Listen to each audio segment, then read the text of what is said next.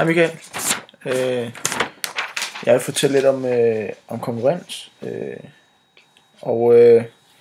Altså konkurrens, det handler jo i bund og grund om, at der er en vis form for sammenhæng mellem verbet og subjektet i en sætning på engelsk.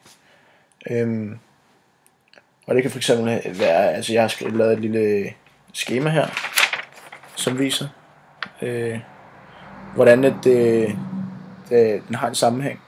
Som du kan se, så er det i tredje person ental. Det har jeg lige glemt at skrive herude. Men he, she, it is i tredje person ental. Det her er det ændringen, den sker. Hvor der typisk bliver sat et s på. Og så er der så også andre bøjninger som has og s. Og jeg har lavet et par fejlsætninger, som jeg så vil rette for dig. Hvor jeg så vil vise, hvordan det fungerer. Den første jeg har, det er Peter jump high. Der er det jo så verbet, vi skal kigge efter. Og her subjektet. Og Peter, det er et tredje person ental. Ja, det er et tredje person ental. Der kan man se på skemaet her under play. Tredje person, der er tydeligt markeret, at der skal være s på endelsen af verbet, og det er der ikke. Så den korrekte sætning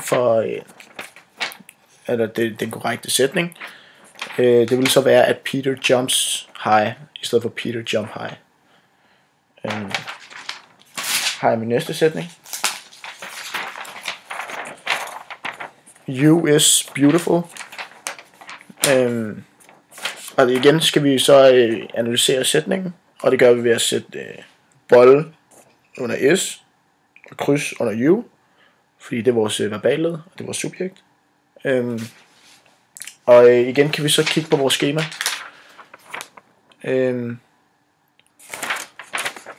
Og det var you is beautiful, der var vores sætning. Så kigger vi på you her, og så kigger vi, hvad der skal stå. Der skal stå are i stedet for s. Så der kan vi så konstatere, at der er fejl i sætningen. Og der dermed så skulle stå you are beautiful i stedet for you is beautiful.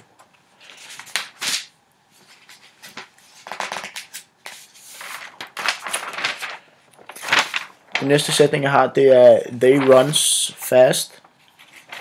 Og der er jo så den her typiske bøjning, hvor det er et spørgsmål om s på endelsen eller ej. Og der kan vi kigge på vores skema igen. Hernede. Og det er altså they hernede, som så er et tredje person flertal. Og vi kan så dermed konstatere, at der ikke skal være s på endelsen. Og det er der jo så på den her sætning, så der skulle have stået they run fast i stedet for they runs fast.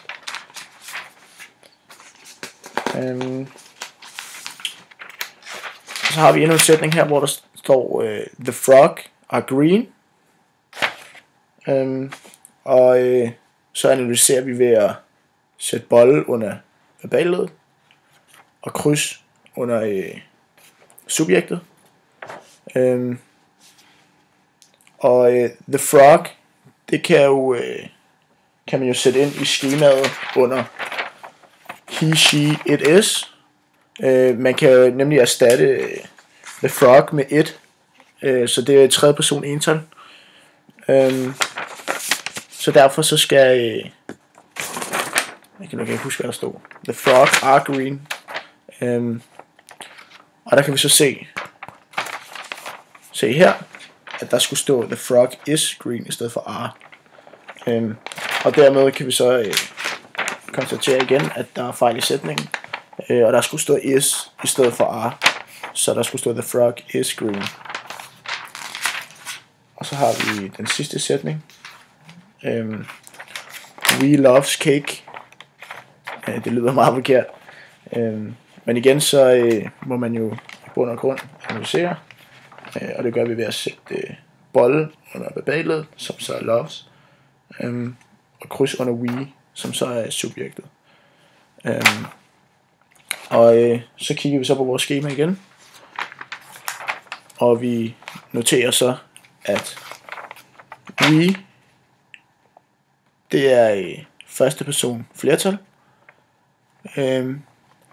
og at der derfor ikke skal være noget s på slutningen af verbet. Men det er der på den her sætning.